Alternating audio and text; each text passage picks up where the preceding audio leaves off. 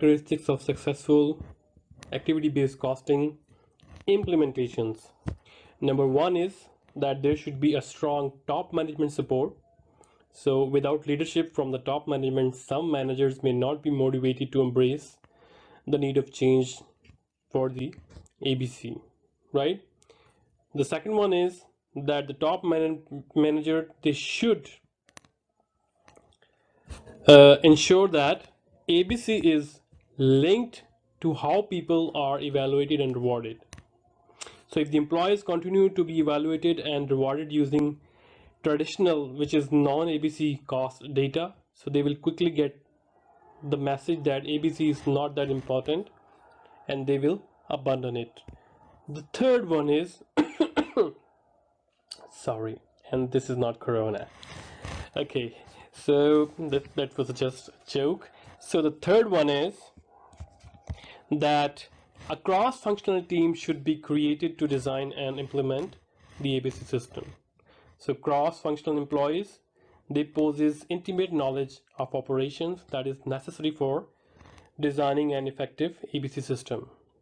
So tapping the knowledge of cross-functional managers, it lessens their resistance to ABC because they feel that they are included in the implementation process. So now question is that what are the cross-functional teams? For example, they are marketing team, there are finance team, there are HR, production team, operations. So they are all linked together to develop ABC. So when all are participating in implementation of ABC, then they feel that this is some kind of valuable thing. So they will implement or they will support the ABC systems. So in previous slides, we have covered about the benefits and the difference between ABC to traditional costing and what are the characteristics of successful implementation of ABC. Now we are going towards the practical sides of the activity-based costing. So we're gonna carry on our book example that is related to Baxter battery company. So let me just give you the introduction of this example that the Baxter battery company, it produces two automobile battery lines. One is a standard battery which is called Sure Start. The second one is a deluxe higher quality battery which is called Long Life. So both batteries are sold through automobile parts retail stores.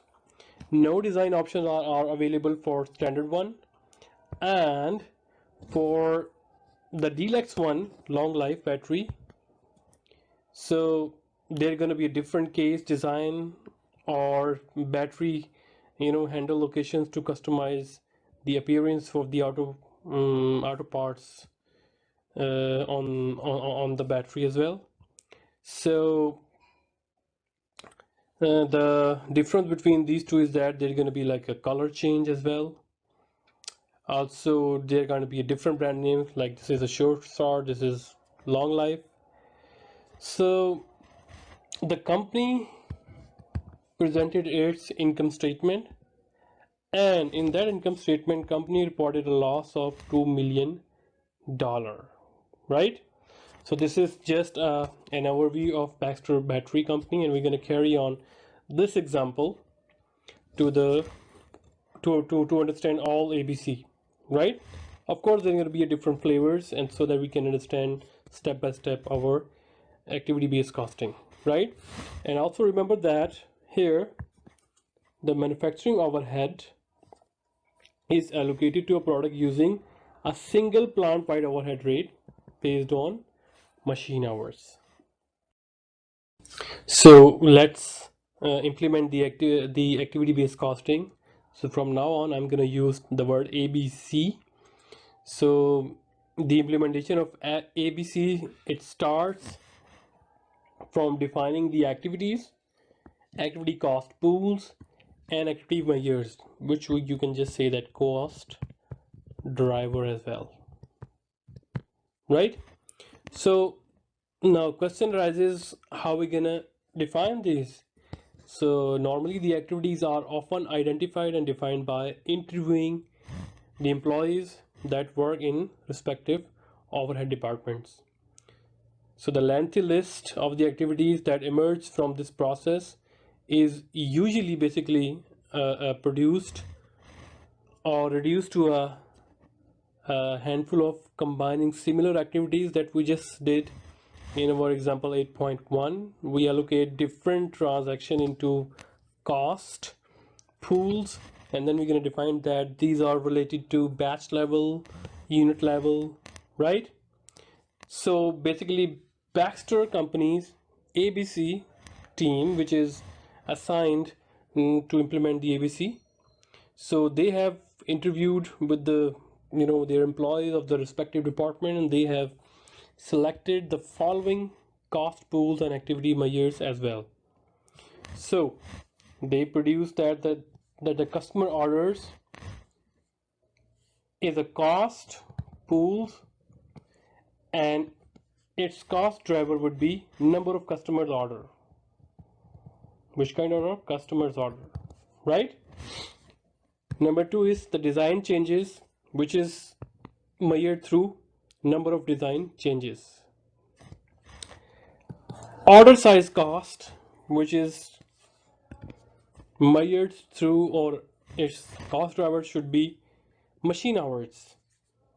Customer relations, that is the number of active customers, and others, all those costs that are that do not related to customer relation, order size, design changes, and customer order, they are put into other, and there is no activity measure for calculating the other activity cost pools.